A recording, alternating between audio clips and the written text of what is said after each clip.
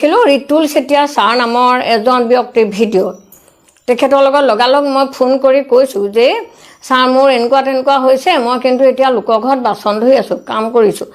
আৰু তেতিয়া তেখেতে ক'লে যে আপুনি বাইদেউ একো চিন্তা নকৰিব, মই এটা আপোনাক মেডিটেশ্যনৰ ভিডিঅ' দিছোঁ, আপুনি আজি চাবচোন। মেডিটেশ্যনৰ ভিডিঅ' চাই মই মনটো আৰু সবল হ'ল। তেখেতৰ জৰিয়তে মই ফৰেভাৰ লিভিং প্ৰডাক্টত ইণ্টাৰনেশ্যনেল নামৰ এটা কোম্পানীত মই জইন হ'লোঁ। কিন্তু মই আগতে একো জনা নাছিলোঁ। তেখেতক সম্পূৰ্ণ বিশ্বাস কৰি তেখেতে দিয়া পৰামৰ্শ মতে মই বৰ্তমান ৰিকগনাইজ মেনেজাৰ হিচাপে কাম কৰিবলৈ সক্ষম হৈছোঁ। অতি সোনকালে মই ছিনিয়ৰ মেনেজাৰলৈ প্ৰমোশ্যন পাম। মানে মোৰ জৰিয়তে এতিয়া মিনিমাম 400-500ৰো অধিক পৰিয়াল মানে ভাতমুঠি যোগান কৰি ধৰিব পৰা হৈছে। অনলাইন বিজনেছটো এনেকুৱা বিজনেছ, ক'তো মানুহ বিচাৰিব নালাগে, ক'তো বস্তু বিকিবলৈ যাব নালাগে। কাৰণ আমি ছ'চিয়েল মিডিয়াৰ জৰিয়তে কোম্পানীৰ আমি প্ৰচাৰ কৰিব লাগে। যেনেকৈ আমি ফেচবুক হোৱাটছআপ চাই বা আমি ল'ৰা ছোৱালীবিলাকে গেম খেলি সময় কটাই, আমি মাত্ৰ মোবাইলত এক্টিভিটি দিব লাগে, ৰেডিমেড কিছুমান ফটো। হয়, সেই তাৰ পৰাই মই এতিয়া ৰিকগনাইজ মেনেজাৰ হ'লোঁ। আৰু মোৰ এতিয়া জীৱনটো সুন্দৰ হ'বলৈ আগবাঢ়ি গৈ আছে। মই আমাৰ তেতিয়া আছিলে ছিনিয়ৰ মেনেজাৰ, এতিয়া শ্বৰিং মেনেজাৰ ছাৰ হ'ল ৰিতুল চেতিয়া ছাৰক মই 100 কোটি প্ৰণাম জনাইছোঁ। মই যিটো online platform forever living product ইণ্টাৰনেশ্যনেলত জড়িত হৈছোঁ ৰিকগনাইজ মেনেজাৰ হিচাপে, মই আপোনালোকক জনাবলৈ পাই সুখী হৈছোঁ। মোৰ মন গৌৰৱ হৈ থাকে। কাৰণ কি, আমাৰ কোম্পানীটো 1978তে আমেৰিকা এৰিজনা নামৰ ঠাইত আৰম্ভ হৈছিলে।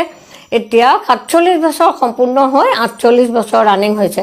আৰু পৃথিৱীৰ 160খনতকৈ অধিক দেশত চলি থকা এটা কোম্পানী মই ৰিকগনাইজ মেনেজাৰ। আৰু আমাৰ ভাৰতলৈ আহিছিলে 2000 চনত। 2000 চনৰ পৰা এতিয়া 25 বছৰ হ'ল।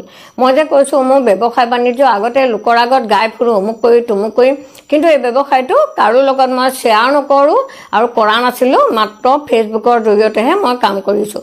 কাৰণ এইটো শ্বেয়াৰ কৰাৰ কথা নহয়, মানুহ বিচাৰিব নালাগে, বস্তু বেচিব নালাগে। এতিয়া মই গৌৰৱ অনুভৱ কৰোঁ। হয়, মই ফৰেভাৰ লিভিং প্ৰডাক্টৰ ৰিকগনাইজ মেনেজাৰ হিচাপে আমাৰ শ্বৰিং মেনেজাৰ ৰিতুল চেতিয়া ছাৰক মই প্ৰণাম জনাইছোঁ। এতিয়া মই মহিলা হিচাপে মই আমাৰ মহিলাসকলক ক'ব খুজিছোঁ, মোৰ দেউতা ঢাপকটাৰ স্বৰ্গীয় প্ৰসাদ চন্দ্ৰ বৰুৱা দেউতাই কৈছিলে যে তই আগলৈ চাবি পিছলৈ নাচাবি। সেই দেউতাৰ কথাষাৰ মোক কাণত সদায় বাজি থাকে, আগলৈ চাবি। চাইছোঁ।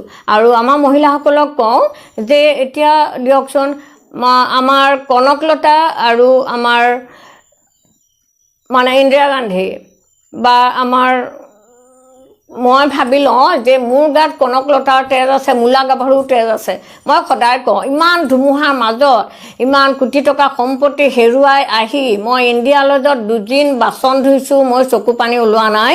মহিলাসকলক মই জনাইছোঁ যে আপোনালোকে নাৰী শিক্ষাৰ যিটো আমাৰ এতিয়া প্ৰচলন হৈছে, মেইন নাৰী শিক্ষা, আপোনালোকে নাৰী শক্তি যে জাগ্ৰত, সেইটো আপোনালোকে মনত ভাবি ল'ব যে মোৰ গাত মূলা গাভৰুৰ তেজ আছে, কনকলতাৰ তেজ আছে।